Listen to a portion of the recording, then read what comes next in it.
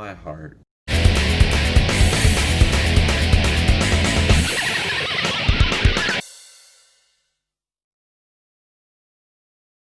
I feel like this has been a long time coming, seeing as old Sega franchises have been coming back these past few years. With Sonic going with the classic style with Sonic Mania, Streets of Rage 4, and of course Sakura Wars.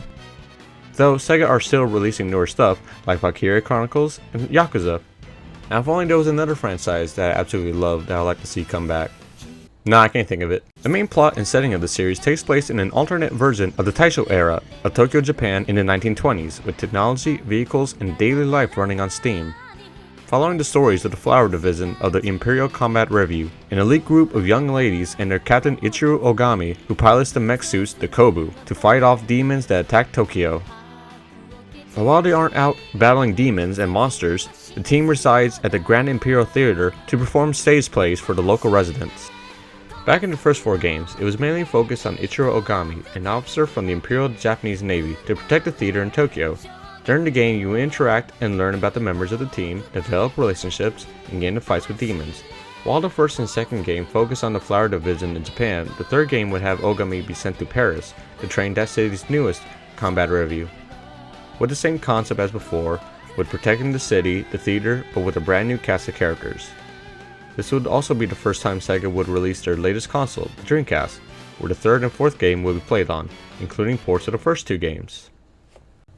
Sakura Wars 4, Fallen Love Maidens was the conclusion of Ogami's story, the original crew, and for the last game to be featured on a Sega console, which would bring us to the final mainline game to appear on the PlayStation 2 and the Nintendo Wii, Sakura Wars 5, So Long My Love. Starring new protagonist Shinjiro Taiga, who is tasked to stay in New York City to help out the newest cast members in the Star Division and the Little Lip Theater.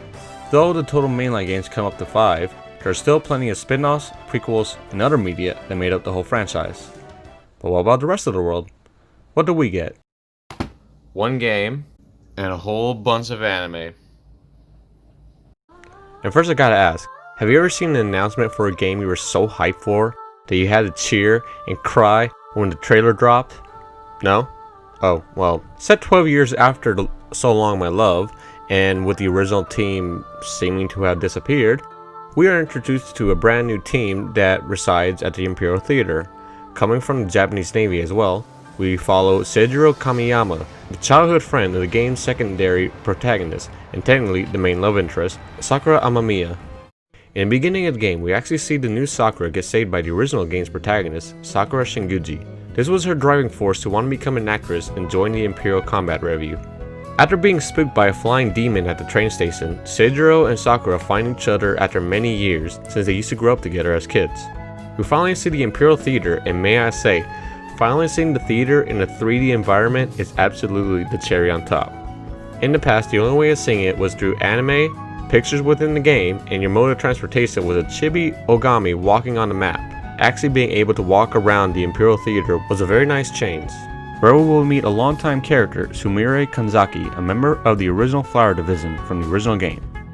But here, after retiring from duty many years ago, her role is now of the head commander and manager of the theater, and after getting appointed as the new captain, Seijiro goes on to meet the rest of the team, the Shrine Maiden Hatsuo Shinonome, and the book-loving Clarice Snowflake.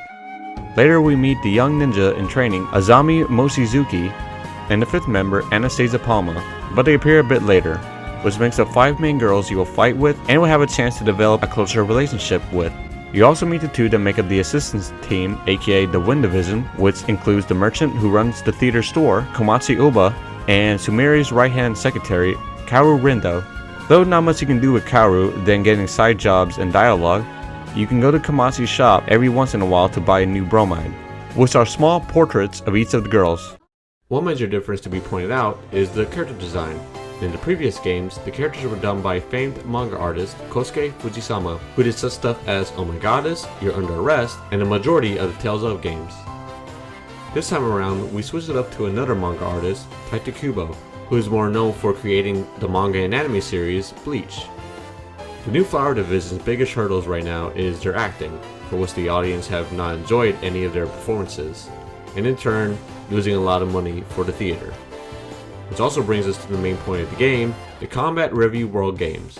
the driving point for the group to get the attention they deserve and save the Flower Division. This will bring up the opposing team like the Shanghai Combat Review, which has Zhao Long Yang and Yui Huang.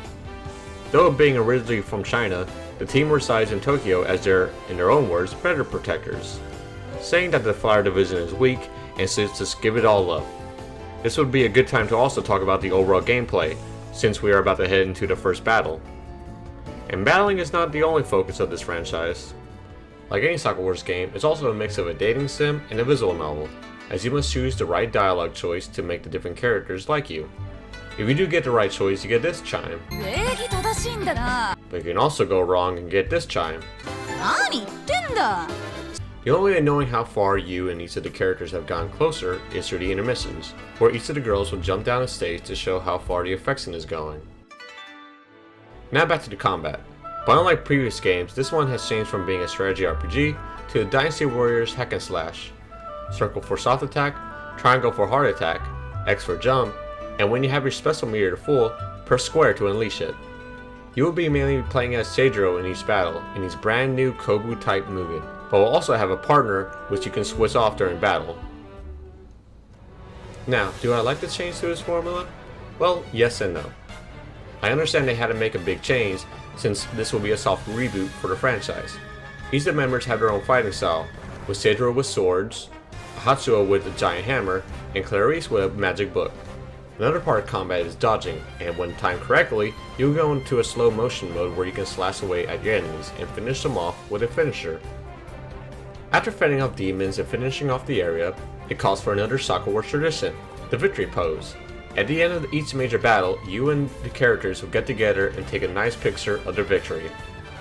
It's just something us longtime fans like to see. After the first initial episode, we'll be introduced to the young ninja Asami Mochizuki, whose main weapons are kunai, and the final member of the team, Anastasia Palma, whose main weapons are guns. The upcoming characters that will help make up the rest of the team is the engineer Reiji Shiba, Sakura's sword teacher Hakusho Murasame, the number one fan Itsuki Saijo, and the pastry shop owner Hiromi Hongo, which these two will have a much bigger role later on in the game. Each chapter will have a main focus for each of the main girls, learning more about them and their past. And if you keep your eyes peeled, you'll also find more bromide pictures at random places. But surprise, these are based on characters from the previous games. There's also a Hanafuda minigame that you will unlock as you progress, where you can play against the other characters in the game. I guess it's not really a minigame, but another major interaction is the tete-a-tete, where you and one of the other girls will have a one-on-one moment, moving the cursor around to find the right speech to choose from, and if done right, you will raise your care level much higher.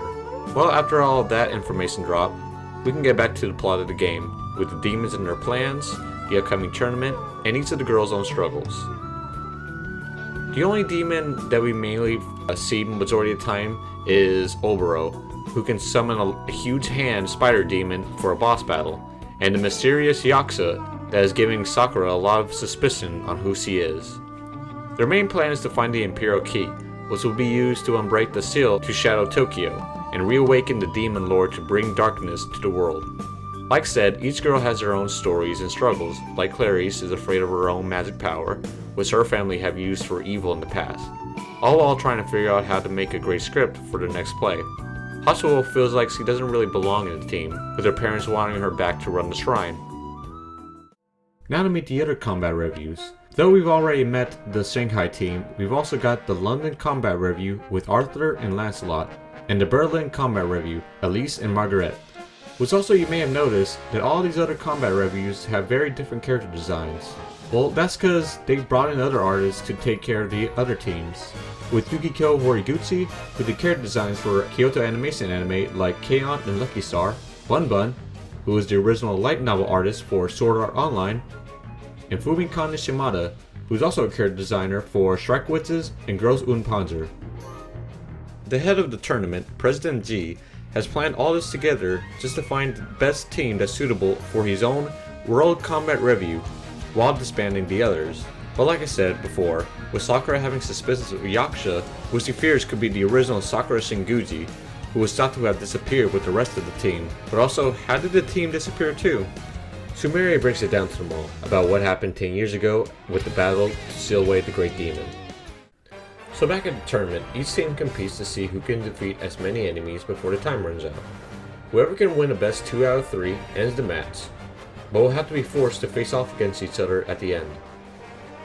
Since President G wants to see which team is the strongest, it only makes sense that he will have them face off against each other, but when you win, of course that team will be no more. This will be the same set of rules that will happen with the London team. Within Chapter 4, we learn more about Azami and why she became a ninja, including her pretty cool teacher and possibly who Yakuza is. This causes Sakura to just break down, not wanting to come to terms that she may have to fight Sakura Shinguji. Seijiro takes her back to her old home, meeting her dad, and seeing if this will may help her bring her back to her feet. But after this point, I will be getting into big major story spoilers, and if you do not want to hear about it, especially since I want to talk about a major point of the ending and my feelings, so if you do not want to see the spoilers, do get to this time. And I'll have my usual thank you for watching. In some of the conversations throughout the game, there was talk that there may have been a spy within the team, and giving out information to the demons to find the Imperial Key. And, well, it turns out to be Anastasia, wanting the key to give to the demons to grant her wish to see her family again. But, surprise surprise, the demons backstab her and almost killing her. And President Z was behind it all, unleashing Shadow Tokyo and one step closer to freeing the Great Demon. You get into one more fight with Oboro, defeating and destroying him once and for all. Sumire then reveals to the team a brand new giant ship to fly into the city, and this will be the final time you can have a one-on-one conversation with each of the team members. Seijiro and the squad fight off the Berlin team, since they got mind-controlled, but was able to defeat them and head to Yakuza to have one tough battle. Luckily, Sakura and Seijiro were able to defeat her, and reveal it was not Shinguji the whole time, but a copy of her. After the battle, the energy pushes the two 10 years into the past, where Sakura was a child. With the time travel, Sakura was able to give her mother one final goodbye hug, giving her more of a resolve to fight. They head back off to the present for one final battle against President G.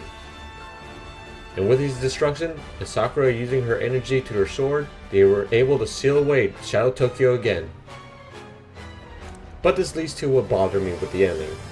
Does that mean that the other characters are still trapped in there? Did they die or not? These were the questions that I wanted answered, but didn't get one. Hopefully we'll see something in a follow-up, because it'd be sad that all the previous characters are not known if they're dead or alive. With the final battle over, and peace brought back to the land, all the combat reviews get together for one final pose. Now, depending on how well you did with the girls, you will get 1 out of 5 different endings. Of course, I went with Sakura since 1, she's technically the canon choice, and I like her a lot. But really, the whole cast is great. Overall, I am just beyond happy that this franchise is back. Though I had some troubles with the ending, the story was still fun, and the music was just as amazing, especially since they brought back the series composer, Kohei Tanaka. And there was also a follow-up anime that took place 1 year after the game. Other than also a mobile game, we don't know what will be happening next in the series. But hey, Sakura Wars is back. And thank you for stopping by. I hope you enjoyed the video, and I hope to see you all again next time.